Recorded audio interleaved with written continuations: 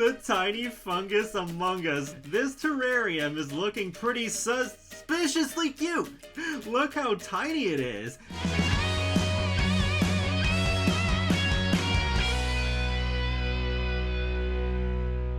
Hey folks, how's it going? This is Iron Seagull here, back with a sort of video that I haven't done in I think over a year. Apparently, it was around the time paranormal stuff came out that I last did one of these, so don't worry. Even though stuff packs appear to be dead, this type of video is not.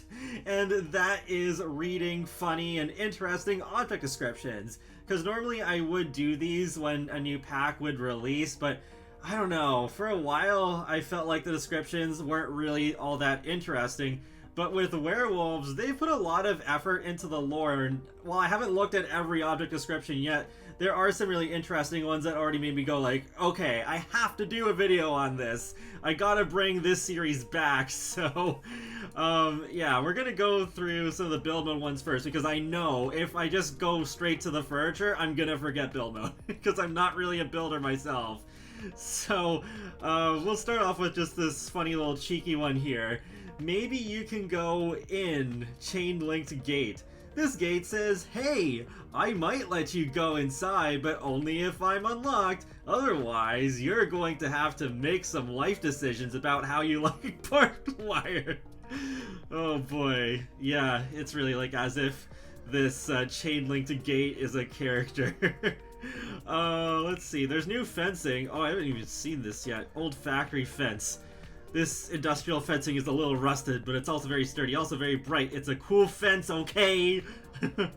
Oh, yeah, and Mimico is here as well. I don't know. Usually I save Mimico being on my shoulder for the reaction videos, but I don't know.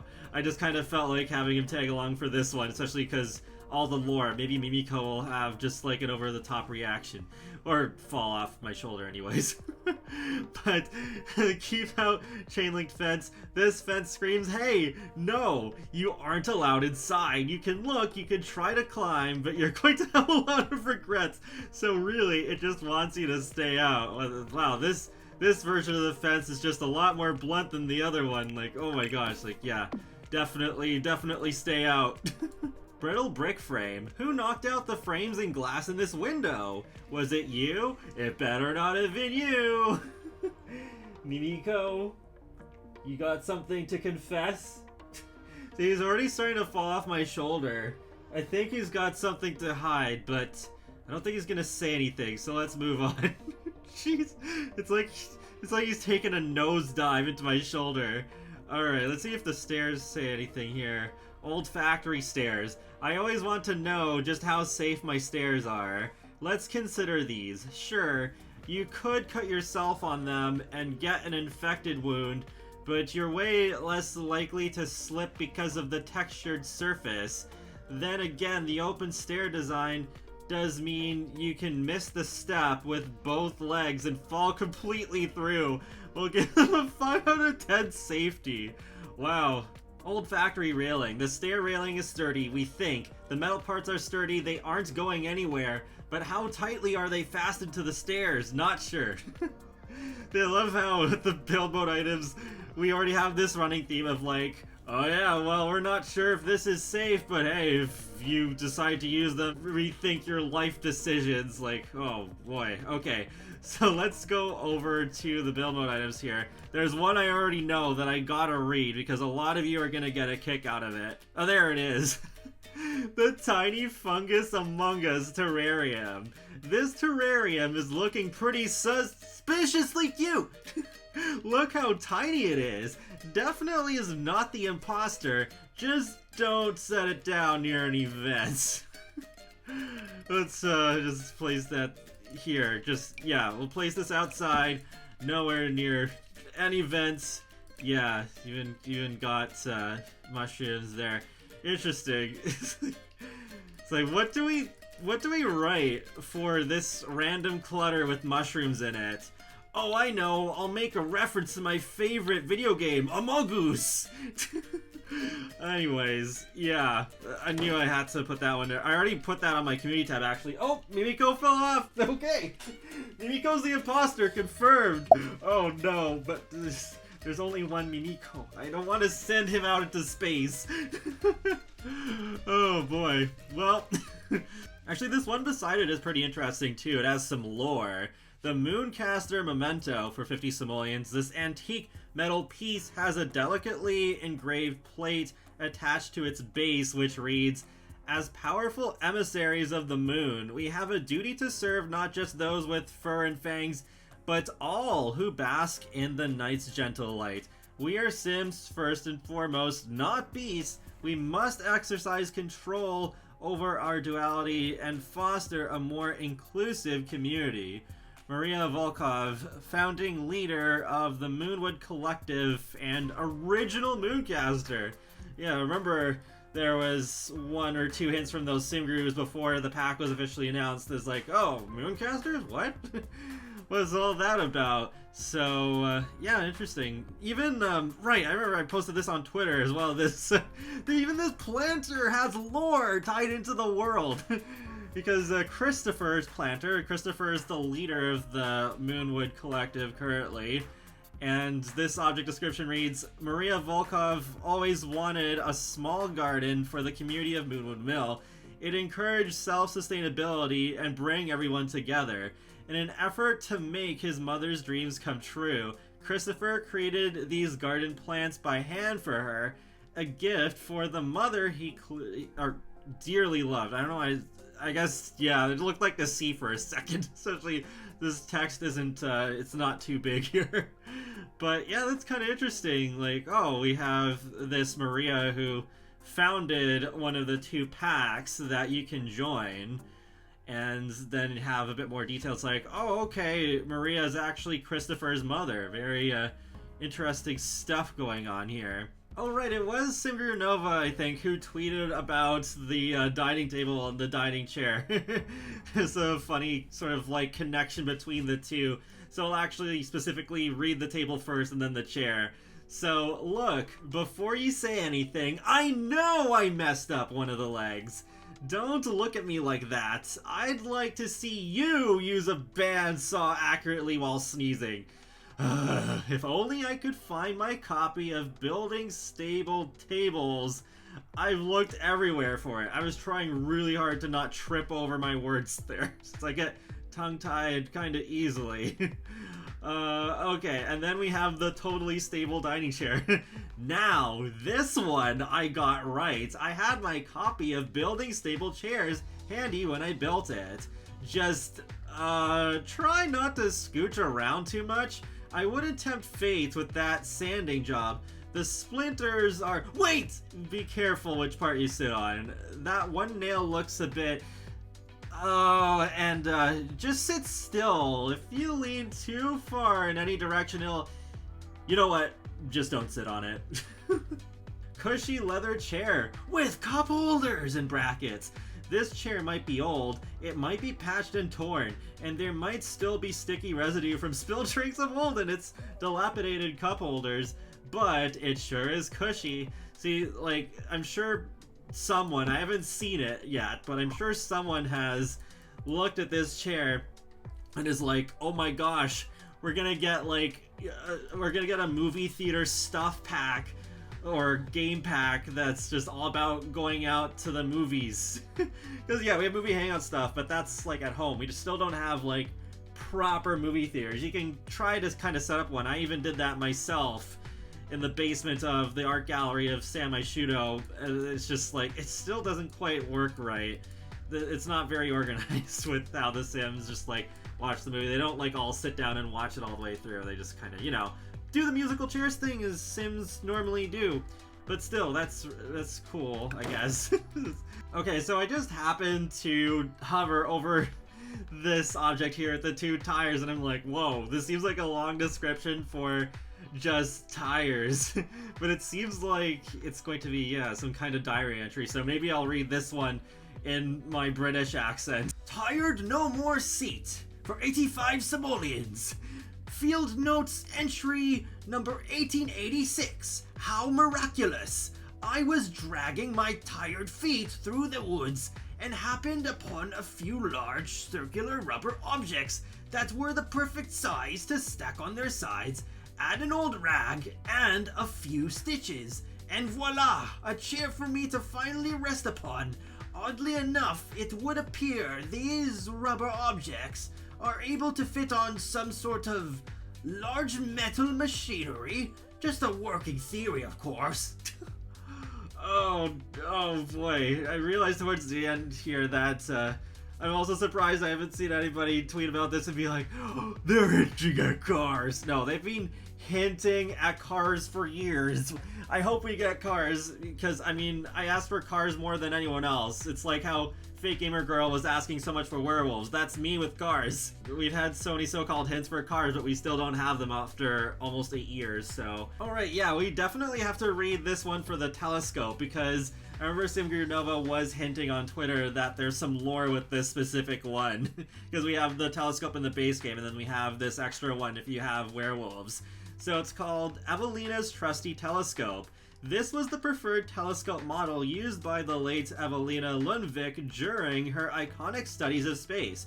Her discoveries surrounding the effects of the lunar cycle on Fury were crucial to her husband Gregorius's breakthroughs on harnessing werewolf power. Fun fact, it was with this telescope that she discovered the existence of the planet Sixum, using her heightened werewolf senses to identify its far-off glimmer as a life-supporting planet. We've even included the makeshift tripod leg she fashioned. Where'd the plank come from? Well, Gregorius was pretty hungry one night during a full moon, and the door to the kitchen was in his way. So, like, wow. That's a lot of lore to take in for this just one trusty telescope here. Like, oh my goodness. Because it does have, to just show you here. Yeah, there we go. See, look at all that. Door frick bit. So hungry. But yeah, that's so cool. Like, oh, so it was actually werewolves who discovered Sixum, or one werewolf anyway, and that Greg's actual full first name is Gregorius. I've never heard of Gregorius before, because I've heard Gregory plenty of times, but wow, and yeah, and also, you know, just Greg was really hungry one night during a full moon, so that's why the legs of the telescope's like that. And also the fact that Evelina and Gregorius were married. Because this was something I was thinking, and I know I wasn't the only one, so yep, that theory is confirmed. Well, this one seems kind of interesting. I think Evelina has a sister, Lundvik's Loom Lundvelvet theater-esque chair. During what most call the golden age of Starlight Boulevard, Pernilla Lundvik had the opportunity to design freestanding theater chairs featuring her signature Lundvelvet upholstery. Confident in her design, she had thousands of them made prior to presenting her design proposal, only to lose the opportunity to Blandco. Oh, that's one of the companies mentioned in the base game furniture, isn't it? They're very familiar. She never sold them officially, out of shame. But this initial batch still circulates the antiques trade to this day. This is so interesting, just mentioning all these other things in the game, because I think Starlight Boulevard is actually like where the Walk of Fame is in Del Sol Valley, so... Alright, what's this one all about? Fenry Chomsalot Jr. Look at this goofy little guy. He's just a little dude, a tiny friend. He's just kind of there, doing his best, and he promises that despite his name, he won't chomp anyone. Quite the opposite, actually. His sturdy rope limbs are perfect for tantrum-prone, teething tots, reinforced specifically for mini werewolf fangs. Oh, yeah, that's a nice little reference to the fact that werewolf toddlers can actually chew their toys. Moonlit Fable Wall Clock. There once was a group of spellcasters who feared their vampiric attackers. In the moonlight they swore to bear weakness no more. So they bore fangs and fur thereafter. Yeah, and told very eloquently in a poem as well. So Yeah, because I know people were already mentioning on Twitter that, like, oh, werewolves actually were once spellcasters originally, so I don't know if this is how they found out or if there's other lore that you can find in the pack that also talks about this in more detail, because I haven't really played the pack much yet. I did the ASMR video and I've kind of poked around at various things, but I haven't had much time to just sit down and play it yet. But yeah, I do want to make a mini-series since some of you are actually requesting it. Oh heck, I think this one people are gonna see as a hint to high school, because there's that high school leak of possibly being an expansion pack coming out late July. So here we go, for this bunk bed. Pups and up apogee loft. Reach the apex of your orbit on this cozy lofted bunk bed. This reliable old hunk of wood is sturdier than ever, so there's only a very small chance of it becoming a perigee loft. Sleeping on it will have you feeling as delighted as your 9th grade science teacher would if you actually remembered the definitions of apogee and perigee. Yeah, I don't remember. I don't know if I ever learned those two in the first place. Well, there's apogees, like, they made Wacky Wheels, the game, but yeah, 9th grade, high school. Yeah. In hindsight, this might actually be a hint for real, but wow, that's kind of funny. I almost missed this one. And why is there such a long description for this wall scratch? Collection of wall destruction. Behold, this selection of wall destruction. There is a scratch mark, an array of scratch marks, swervy scratch marks, vertically serious scratch marks, places where wallpaper is being torn off, places where wallpaper is actively being torn off, squiggly cracks and cracks that look like a hockey player just checked the wall. What a collection! What character! Oh, if only that was a hint that hockey was coming to The Sims. That would be really cool, because I don't think we've had hockey at all in any of the Sims games. Like, there's the air hockey table in The Sims Bustin' Out, but that's not full-on hockey. Oh, there are different... Oh, interesting. Wow, they weren't just writing that for fluff. There's legit all these different looking... What? Okay, that's really cool.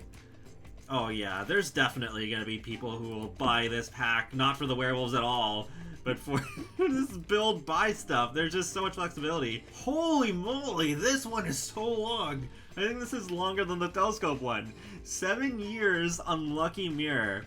Miss Hell used to be, or wait, is it Helly or is it actually Hell? It's hard to tell because the text is so small, but Miss Hell used to live a normal life before Vlad. Before that fateful night. Wait, what am I getting myself into here? Mary Bell Smith had beautiful, blunted teeth. As a child, they'd been rather crooked, and her parents paid a fortune for braces. Ever grateful and enamored by their perfection, she'd taken diligent care of them ever since.